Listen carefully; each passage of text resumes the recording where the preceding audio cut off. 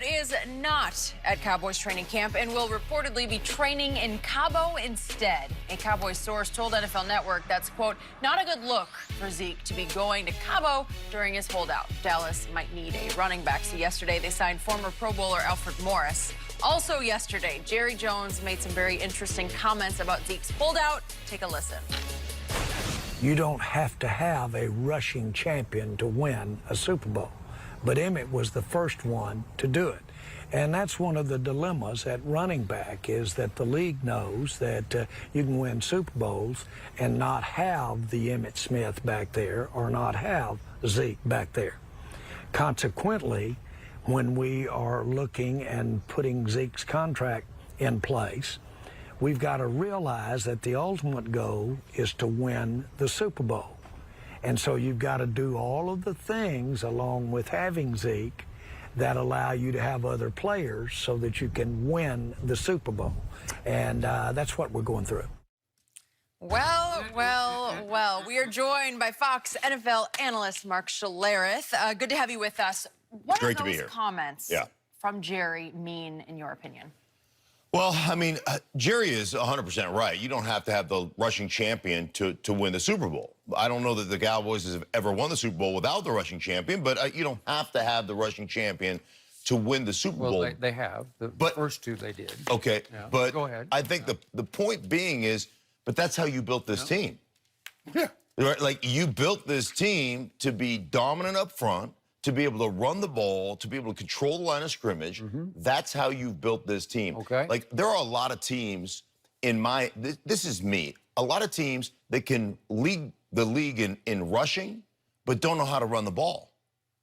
And that sounds counterintuitive, but what you get are a lot of empty yards. You see teams that lead the league in rushing, but they spread everybody out. They get a quality two-man side on 3rd down and 6. They pop a 27-yard draw, and they think that they're great at running the ball. The point being is that when you have to run the ball, you have to, in my opinion, to be great in the playoffs and to win championships, when you have to run it, you damn well better be able to run it. I think the New England Patriots had 9 touchdowns rushing on their way to winning a championship. They had a fullback in on every one of those, and they crammed it down the throats of their opponents. That's running the ball when you have to run the ball. That's running the ball in the end zone. That's running the ball in the red zone. That's running the ball in 3rd down in short situations or 2nd down in short situations. So there's a difference between leading the league in rushing with empty yards and understanding how to run the ball. And with Zeke, they understand how to run the ball, and that, to me, is imperative. Jerry just trying to play hardball. Guess what else you don't need? A #1 receiver, Jerry, to win a championship. Because the New England Patriots got 6 of those. They didn't have any. What about the New Orleans Saints? They didn't have one. Guess what, Skip? There's a lot of things you can win a Super Bowl without. But when you build it a certain way, you need it. And you built your team. You drafted the guy with the 4th overall pick. He's led the league in rushing 2 of the 3 years he's been there, and if he doesn't miss 6 games, he leads it all 3 years. That's the way you built your roster. #1 draft, a top 10 pick at left tackle. Zach Martin, a top pick. Travis Frederick, top pick. Okay. Ty Smith. Ty Smith was the left tackle. Okay, Skip. You got 3 first-round offensive linemen. What are you trying? You draft a running back in the 1st round, in the 4th pick overall. What are you telling the league what you're doing? They heard Mel Kiper say, "Oh, the running back position is devalued," but they still took him. Now they want to. The league says, or they're devaluing the. I don't care about the league. Mark, you was in this league when Jerry. When has Jerry Jones ever cared about what else the league was doing? That's why he signed his own deal. He went with Pepsi when everybody else was with Coca-Cola. He signed a deal unilaterally with Nike. Got Nike banned for 10 years and the league went with Reebok. NFL, Nike got back in, but that's neither here nor there. Ticketmaster. Who's the official ticket hub of the NFL? Ticketmaster. Who's the Dallas Cowboys, Skip? SeatGeek. Who's the #1 Cowboy hater in the world? He's sitting right there. So keep on piling on.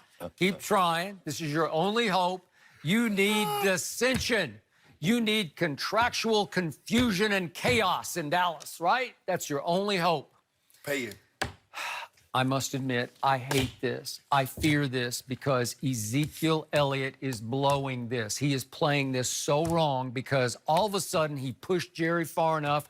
Jerry just declared negotiating war on Zeke. Okay. I knew it was coming because I really know the psyche of Jerry Jones. He's got a huge ego, but more than that, he is so stubbornly proud.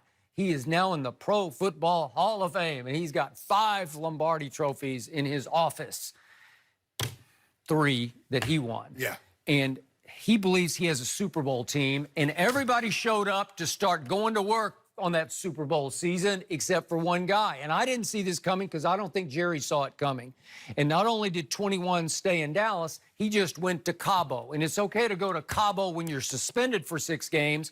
But Jerry Jones, as I told Shannon earlier in the show, he can be the nicest guy in the world or he can get the maddest in the world of anybody I've ever been around. And the fuse is short, and it just went. He just exploded into negotiating mode. And again, I keep telling this man, when it comes to Jerry Jones, you can catch more flies or dollars with honey than you can with vinegar. Zeke just went vinegar, and he just tossed it right in Jerry's face. And Jerry's response was, okay, watch this. I'll start statting you to death. I'll start making the case publicly against you, because you can make a case against We don't Zeke. negotiate publicly. Yeah. And I drink apple cider vinegar every day. Do you drink really? some that good kombucha for you. too. It is good But Skip, for you. you know what? Yeah, but you drink it. This is throwing it in his face. You know what? I'm 51. I've been working 46 years. I started as a 5-year-old working in the tobacco fields, walking behind the tobacco picker. And in all my 46 years, you know what's not happened to me, Skip? Not one time has my boss come to me and say, Shannon, we want to redo your contract. Every time I've had to ask, from working for $1 a day to try to get that to $1.50 to $2. You know what I'm saying, Skip Bayless? That's what. So you think if Zeke just shows up and just goes about his business, Jerry, like, we gonna take care of you. You don't know Jerry. Yeah, I know Jerry. I know Jerry. Yo. You think you know Jerry. I know Jerry. Jerry's got the biggest, softest heart. If a player walks up, especially a superstar, and puts his arm around Jerry and they walk arm in arm off the practice field out in Oxnard, Jerry's going to say, you know what, we got to take care of this. We got to get this done. That's how you do business.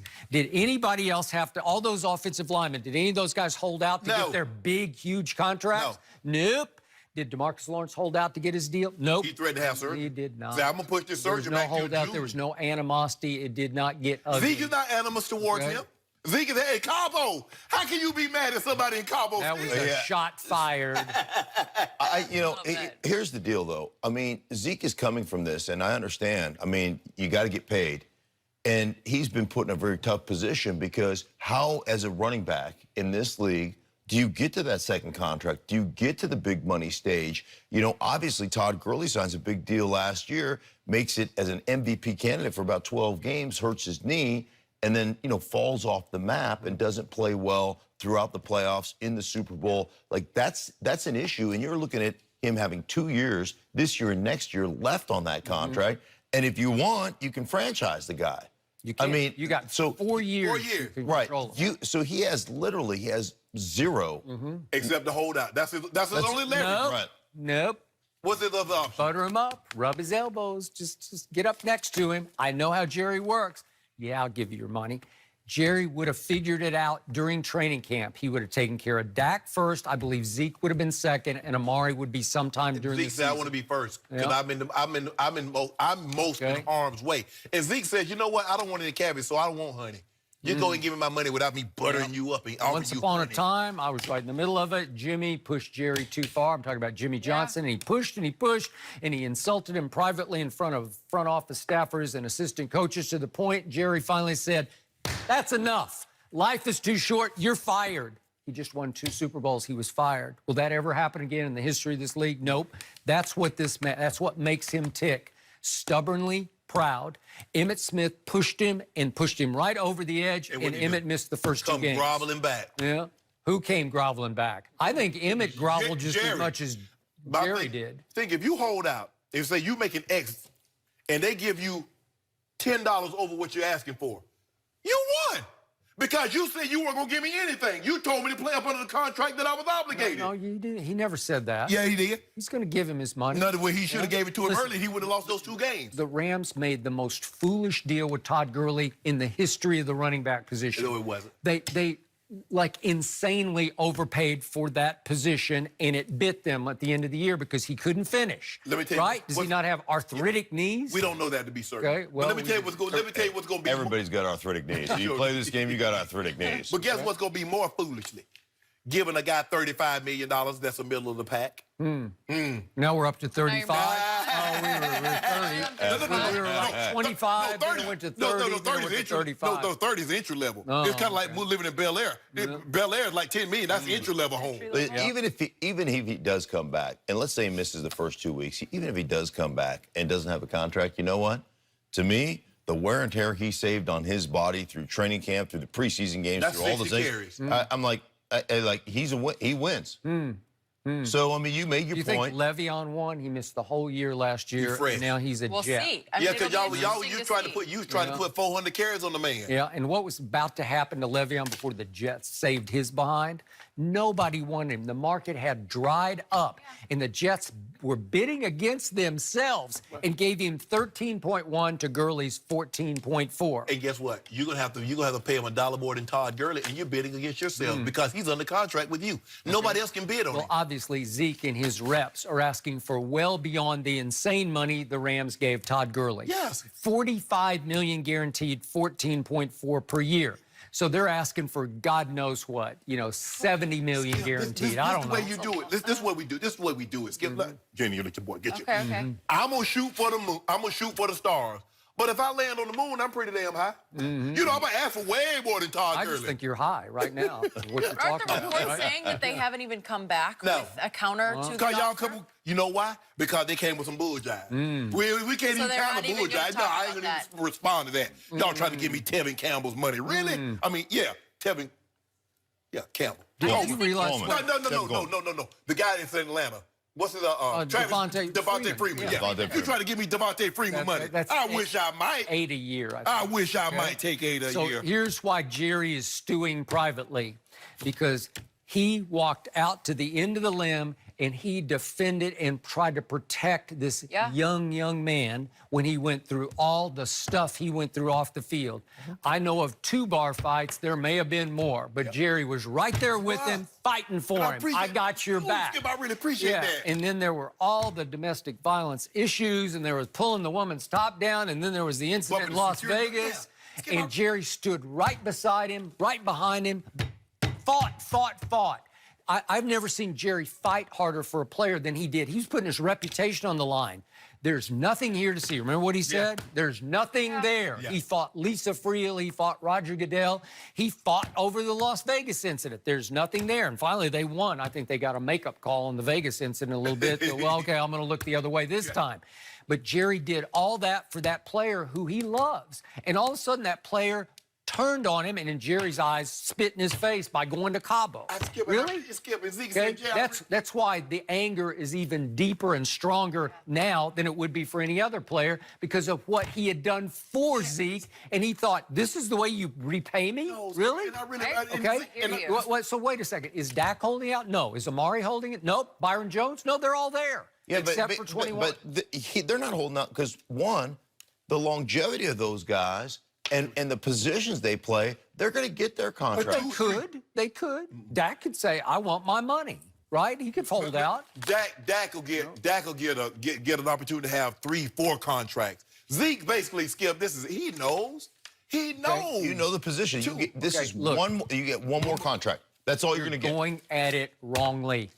This is the one man you do not push publicly into a corner because he'll fight back. He didn't say anything. Okay? What do you mean we didn't? We didn't say anything. Now you're on Zeke's side? Yeah, you're on you're a right now? We didn't say anything. We just going to Cabo. I don't know how they get our travel itinerary. Maybe we leaked that to the media. But hey, we in Cabo. Maybe he just waltzed down to the gate at DFW Airport. That's what he did. We doing our Skip. We living our best life. Fly we ain't bothering private. nobody. You can't even fly private. No. Skip, I didn't tell you when you hold out, You don't excess expense. You don't do that because this thing might linger. You don't take no private jet. No, you get on Southwest. Yeah. Somehow I don't see Southwest. I'm getting on Spirit. No, yeah, they got no flight attendant. You are not getting on I'm getting on Spirit. There's They got no no flight way. attendants? You don't need no flight attendant. Do they have a pilot? Yeah, they got a pilot. I hope It's so. a robot, though. Yeah. It's a robot pilot. Yeah, but he learned at home. He learned how to fly a plane at home on YouTube. We do not need any of Spirit Airlines in the mix. It's kind of